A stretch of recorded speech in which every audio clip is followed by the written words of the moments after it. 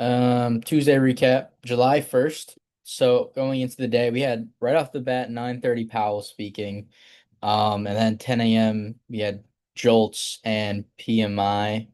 Um, so right off the bat, have to be pretty wary of that. But going into the day, we are at all-time highs, so we are bullish, right? Now, NQ swept out this low right here. ES didn't. We already got some displacement. Never mind.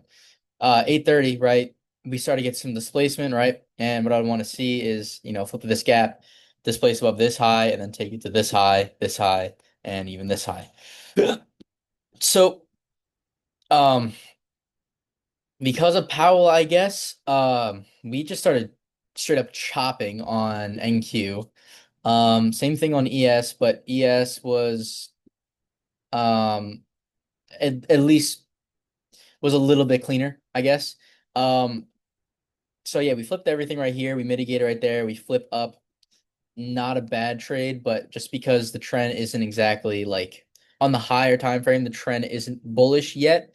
This is more of a reversal. Lower time frame, yes, we are bullish in this little leg, but I want to see us break above these highs and then, continue higher. Um, so as you can see, right, we break above these highs, nice displacement, and then we retrace. I want to see a flip out of this basically. 10 a.m. puts in this bullshit, right? So we have a wick here. Um, and Nasdaq does not have any wicks, but it has a close all the way down here. Has a baby wick right there, but like I don't know, it was just super ugly. And I didn't like it.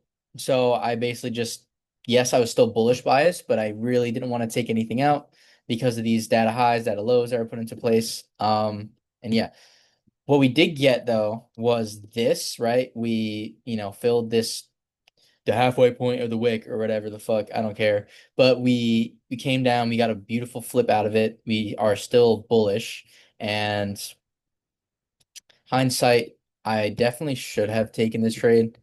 This was a very good trade, but I didn't because I kind of got sketched out by the data wicks. But nonetheless, I think I should have still taken this. It would have been break even, but you know, it's fine. Yeah, I would not have gone to fill any lower than this. Um, and so could it possibly have hit TP? Yes, but knowing me, probably would have had that marked out right there. So 1.5 R would have been like here. And yeah, would not have been able to hit that. And target would have been there. But yeah, that is kind of the play of the day.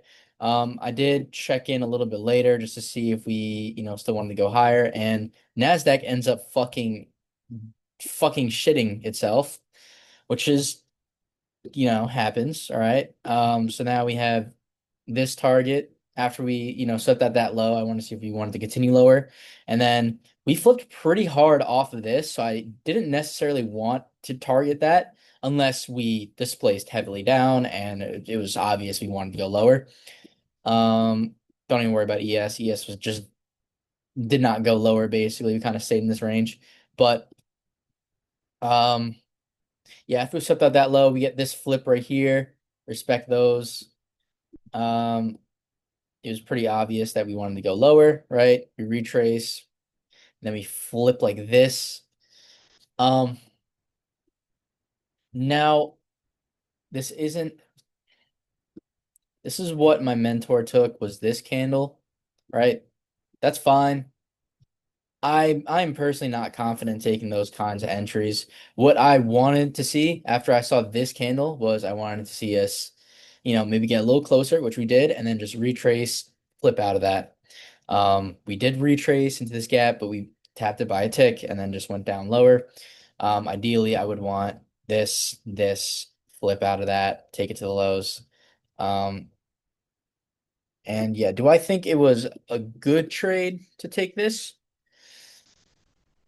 If we didn't flip so hard off of that low, I think that would have been fine, yes. But just because, if you look on a higher time frame, see if there's a wick. look like that's a huge wick, huge rejection out of this 4 hour and daily 4 hour gap. There was a daily gap right below it, but still, it just was an ugly day to be honest. But yeah, nonetheless, should have taken that ES trade. Um, Sketchy trades at the lows, but nothing I would necessarily take. And um, yeah, and I think I don't think so. I mean, we're so close to all-time highs again on ES. We broke above these highs now, clear bullish structure. I think we will go up there, but I just don't think we necessarily have the strength right now to do that because where are the fair value gaps? It's all just very wicky, very slowly going up. And this was a nice flip, but after this flip, we should immediately start going and just go to these highs at least. And we instead are, moving kind of eh. So, do I think we go to those highs? Probably. I don't even know if we will do it in this session still. But yeah, we'll probably hit it in Asia. But yeah, that's it for the day. Back to being locked the fuck in. Um, yeah.